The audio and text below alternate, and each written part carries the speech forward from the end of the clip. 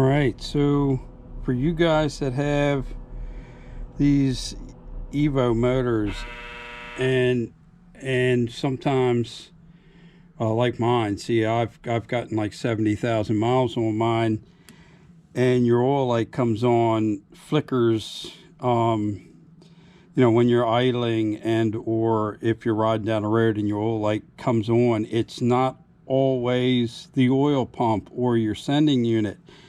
So right here, this is the oil pump, and here is your oil pressure sending unit. Now what I did was I actually changed my oil pressure sending unit, and the oil light flickering didn't go away. But what I've found out is this right here, inside of here, is a screen, is an oil filter, like a oil filter screen. And sometimes this thing will get clogged up, and it took me probably a month to find out what was going on with this prior to me replacing the oil pump. I didn't want to actually have to go through that, but if I needed to, I would. So you remove this here, and if you can see here, there's a little O-ring here that makes the seal.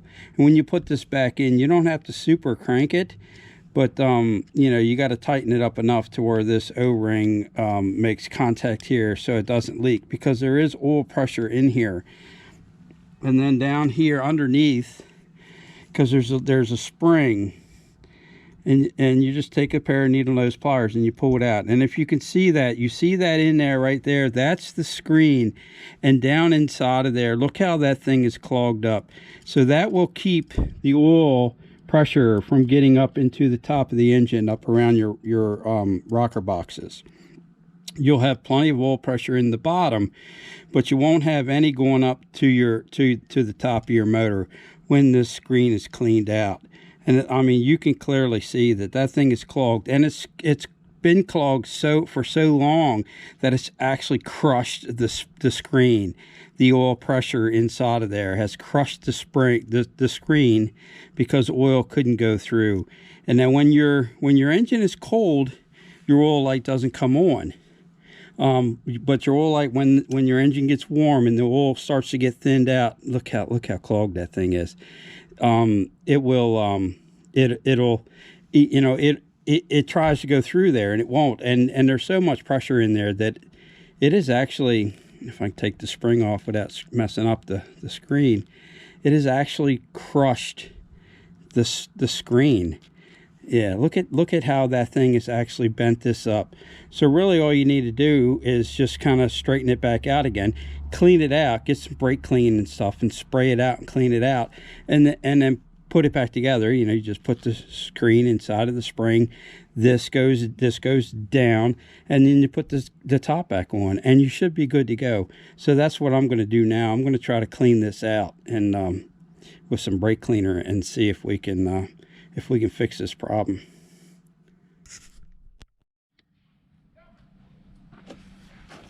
All right, so I got it on a little piece of cardboard here on my little worky bench thing, and I'm going to spray it out with this spray cleaner. I'm going to show you how much trash actually gets in there, and it could be a multitude of things. It could be because you didn't change your oil up like you should have. It could be from burnt motor oil, from the engine getting too hot. It can be a multitude of things, but I mean, look at the amount of stuff that's inside of that screen that is actually kept. The screen has actually kept this sludge from flowing through my motor, but I mean, actually, it's look at it's thick. Look at that.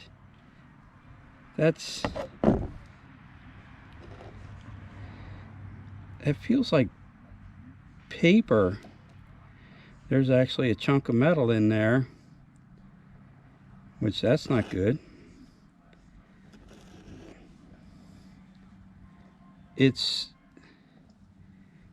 might even be, it almost looks like a paper, like like maybe my one of my old, and there's a piece of gasket, red silicone gasket material in there that has gotten through the filter and stuck in the in that screen. That's a piece of red silicone, and this actually feels like paper, like filter paper, that was stuck down in that screen. That's that's pretty wild that all of that stuff got through the motor and it ended up in this screen. Now I do all the work on my own bike, so I mean that could have just been a cheap filter, but I buy all of my filters from Harley, so I mean I don't, you know, you never know, you could get defective ones, I guess, but that's definitely paper that has gotten through there. Look at all that stuff.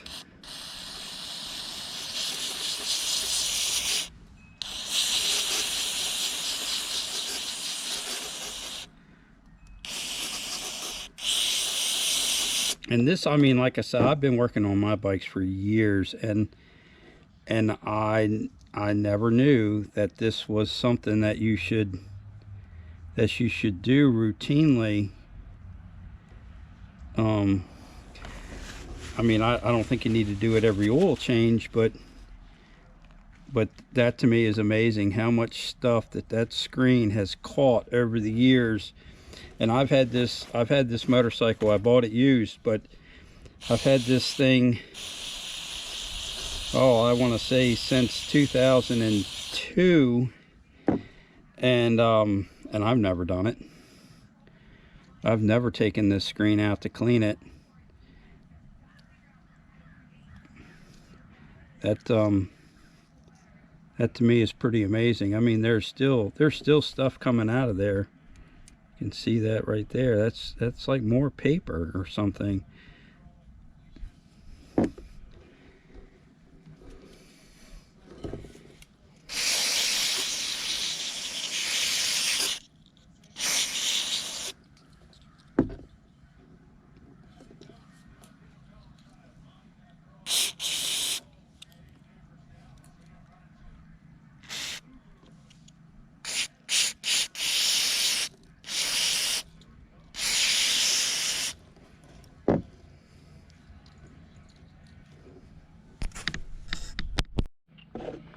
Okay, so I got it all cleaned out. I don't know if you can see down in there very good, but I got it all cleaned out, and I used a piece of like heavy gauge wire to put inside and tug on it, and use the wire to kind of get all the little creases and stuff as best I could out of the spring. I mean out of the screen.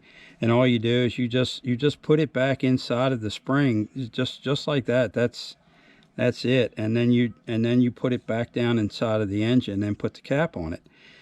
And the oil comes out of the pump and goes through the screen and acts, I'm assuming it's like a secondary filter.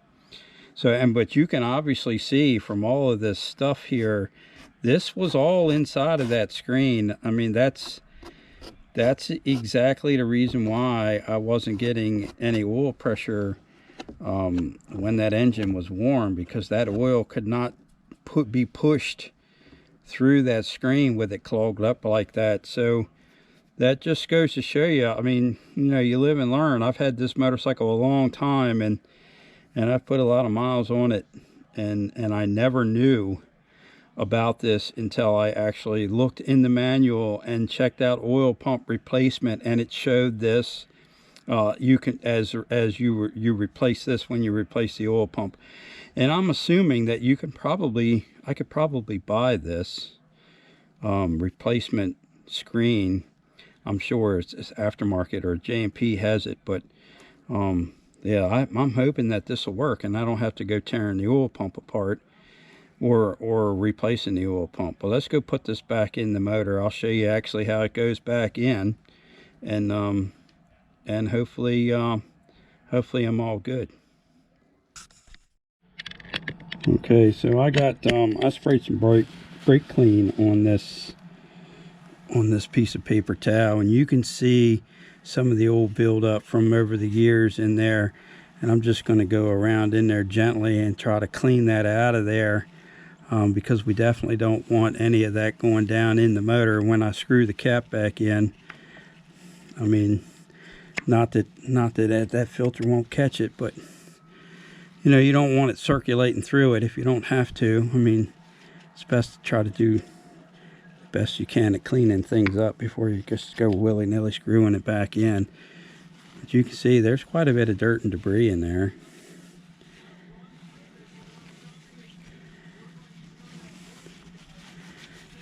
And I more than likely, I mean, I could have done some damage to this, because when it started happening, I was actually out on a little weekend trip, but it just started, and then it went away, and it didn't come back on that whole weekend. It's the oil pressure light stayed off,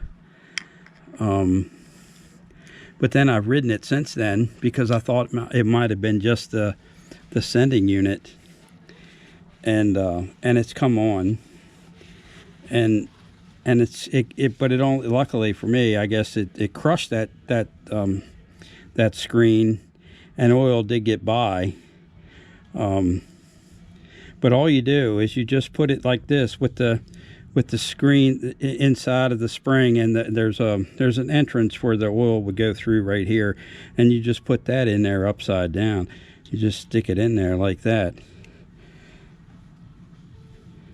And then you see in the cap, there's actually a hole inside of the cap that spring, the screen is actually supposed to fit inside of the cap, not the spring, but the screen itself.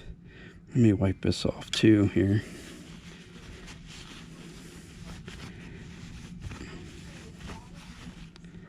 I mean, it's always a good idea to replace your O-rings, but I don't have any on hand, so I'm going to screw this one back in here, and then I'm going to order some other O-rings and then replace it. But for now, we're going to stick it back in there, and hopefully that stops that oil light from coming on.